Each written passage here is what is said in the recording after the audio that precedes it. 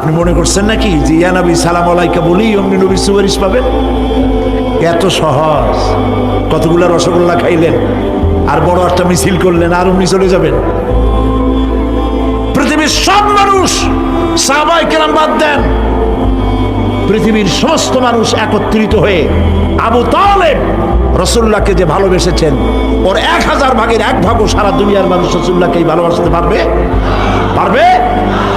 সেই আবু তালেব মৃত্যুর সময় নবী করিম সাল্লাল্লাহু আলাইহি ওয়াসাল্লাম বলেছিলেন, চাচা একটি বার আমার কানে তাওহীদের কালেমা শোনায় দেন।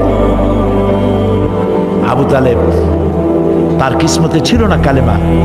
এত ভালোবাসার পরেও হাদিস শরীফে এসেছে আবু তালেব জাহান্নামে যাবে। এত ভালোবেসে যদি কিয়ামতে উপায় না হয়, আপনি ইয়া নবী সালাম আলাইকা, ইয়া রাসূল সালাম আলাইকা আর কতগুলো জিলাপি খাইলেন, বড় একটা মিছিল করলেন। প্রিয় ভাই সব, এইসব বিদআত ছাড়ুন, এগুলি সুস্পষ্ট বিদআত। রাসূলুল্লাহকে ভালোবাসবেন, সাহাবীরা যেভাবে ভালোবেসেছেন ওইভাবে ভালোবাসবেন।